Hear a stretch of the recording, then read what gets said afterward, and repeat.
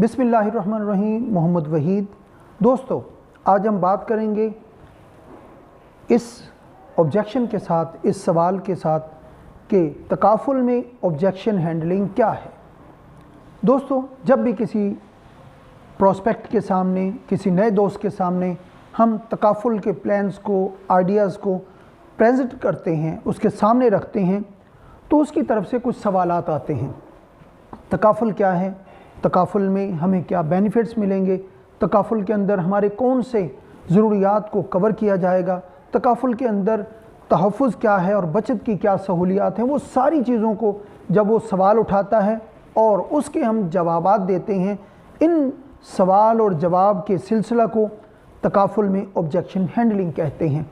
दोस्तों, बड़ी सादा सी बात है कि जब कोई शख्स सवाल करता है तो इसका मतलब है कि वो प्लान लेना चाहता है। जब कोई ऑब्जेक्शन करता है इसका मतलब है कि वो पॉजिटिव माइंड है। जब कोई सवाल करता है तो इसका मतलब है कि वो आपके साथ ताल्लुक़ बनाना चाहता है, ताल्लुक़ निभाना चाहता है। इसलिए ऑब्जेक्शंस को खुले दिल के साथ हैंडल कीजिए और आगे बढ़ते जाइए। मेरी ढेर सारी दुआएं आपके साथ हैं। Thank you very much. अल्लाह आपसे राज़ी हो।